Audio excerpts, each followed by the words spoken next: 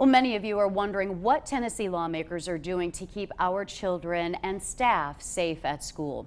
Tennessee House Speaker Cameron Sexton joins us today to talk about what lawmakers accomplished during this legislative session. Thank you so much for joining us today on this rainy day. Well, thank you.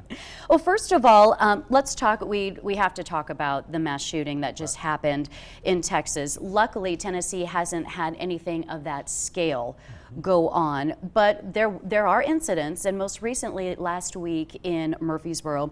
What are lawmakers planning to do in Tennessee to ensure the safety of our educators and our students? Yeah, that's always been on our mind, and I think there's been other instances where we had SROs, security resource officers at schools that have stopped a lot of things that could have happened, that could have gone wrong. So I think some of the things that we have done and will continue to do is funding SROs for all the schools, making sure that every school has some. I know some schools up here may not have them, so we need to have that conversation about having protection there. But they do a lot more than just security. They interact with the students, so there's a lot of information that they can glean based on their role, not just stopping something like that. I think the other thing is helping the school systems when they're designing new schools or trying to secure their schools, making sure that they have the resources to do that. A lot of schools went to a single point of access. I think what happened in Texas is they left the back door open, which kind of goes against protocols. So we want to do that as well. I think another thing is really start thinking about active training to mitigate and respond to these critical violent incidences for schools, and really have the administrators and the teachers and everybody kind of understand. I think when we've talked to these groups, of just staying in your room and getting in the corner is not the best use of how to adapt to this. And so I think there's a lot of things that we can continue to do. It's unfortunate trying to understand why someone thinks going into a school and shooting kids is a good thing. And so we need to do a better job of understanding the youth of our society as well. All right. One more question that's related to this. Representative John J. Clemens yesterday called for the governor to call a special session about gun laws in the state. What's your response to this? Well, he's wanting to freeze the permitless carry that we passed, which only is for people over the age of 21.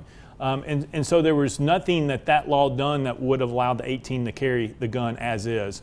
The 18-year-old in Texas was allowed to purchase a gun based on federal guidelines and federal regulations. Had nothing to do with state policy in Texas.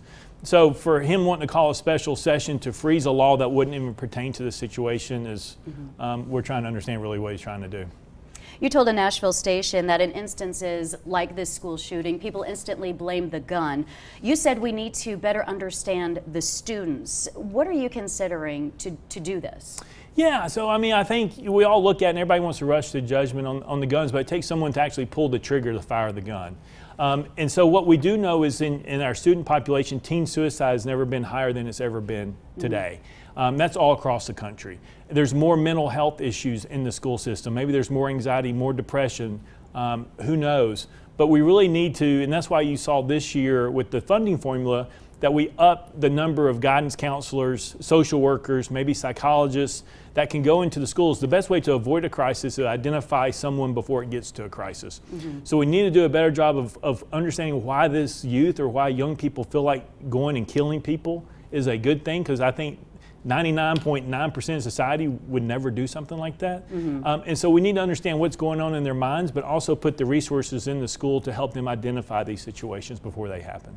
All right, let's talk about crime. You sponsor the Truth in Sentencing bill. It's something that a lot of folks in this area have watched very closely, with Representative Mike Locke being killed and Jonna Berry as well. Tell us about this new law and why you are so passionate about it, why you say it's needed. Yeah, I appreciate the question. As parents, I have 3 kids. As parents, there's certain lines that you have that have more severe punishment depending on the severity of what you do. And a lot of times the most severe one that gets you in trouble the quickest and the swiftest is when someone puts their hands on their mom and the dad comes home and says, you touched your mom and you did something bad. That's swift. And that's different than sneaking out of the house punishment. Well, in our criminal sentencing guidelines in the state, we don't have any lines like that. We don't separate violent crimes from nonviolent crimes.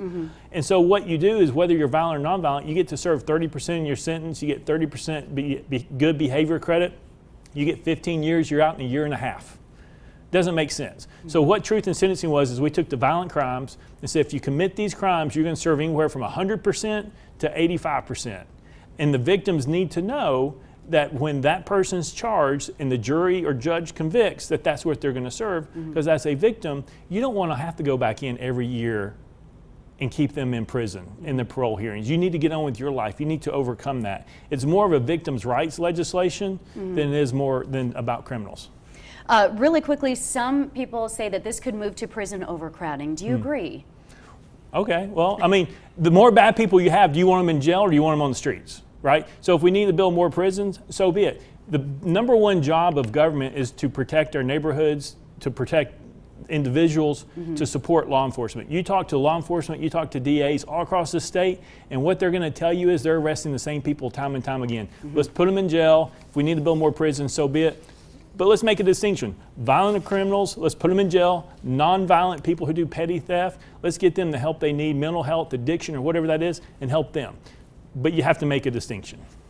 House Speaker Cameron Sexton, thank you so much for joining us today as you're in East Tennessee. We appreciate it. Thank you.